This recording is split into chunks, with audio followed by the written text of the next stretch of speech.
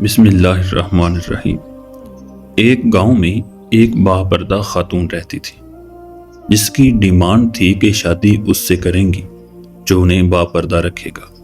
ایک نوجوان اس شرط پر نکاح کے لیے رضامند ہو جاتا ہے۔ دونوں کی شادی ہو جاتی ہے۔ وقت گزرتا رہتا ہے یہاں تک کہ ایک بیٹا ہو جاتا ہے۔ ایک دن شوہر کہتا ہے کہ میں سارا دن کھیتوں میں کام کرتا ہوں، کھانے کے لیے مجھے گھر آنا پڑتا ہے جس سے وقت کا ضیاع ہوتا ہے، تم مجھے کھانا کھیتوں میں پہنچا دیا کرو۔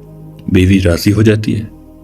وقت گزرتے گزرتے ایک اور بیٹا ہو جاتا ہے جس پر شوہر کہتا ہے کہ اب گزارا مشکل ہے، تمہیں میرے ساتھ کھیتوں میں ہاتھ بٹانا پڑے گا۔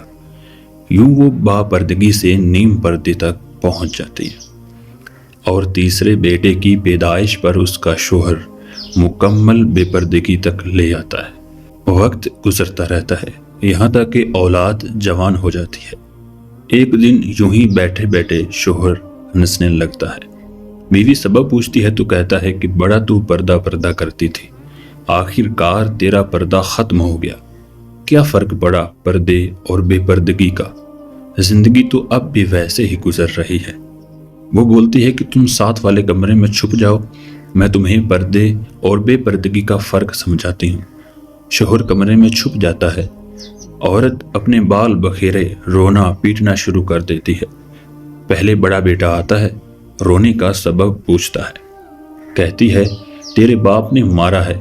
بڑا بیٹا ماں کو سمجھاتا ہے کہ اگر مارا ہے تو کوئی بات نہیں، وہ آپ سے محبت بھی تو کرتے ہیں، آپ کا خیال رکھتے ہیں۔ وہ سمجھا بجھا کر چلا جاتا ہے۔ عورت پھر سے رونے کی ایکٹنگ کرتی ہے اور منجلے بیٹے کو بلا کر بتاتی ہے کہ تیرے باپ نے مجھے مارا۔ منجلا بیٹا کو غصہ آتا ہے، وہ باپ کو برا بھلا کہتے ہوئے ماں کو سمجھا بجھا کر چپ کروا کر چلا جاتا ہے۔ آخر کار عورت یہی ڈرامہ چھوٹے بیٹے کے سامنے کرتی ہے۔ چھوٹا بیٹا تو غصہ سے آگ بگولا ہو جاتا ہے اور زور زور سے گالیاں بکتے ہوئے ڈنڈا اٹھاتا ہے اور کہتا ہے کہ ابھی باپ کی خبر لیتا ہوں۔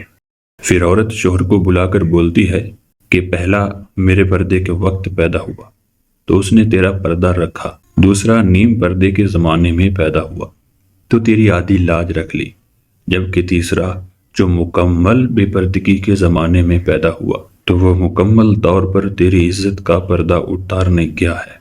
حاصل کلام، پردہ عورت کا فطری تقاضا ہے، خالق کی طرف سے قاعدہ بھی ہے۔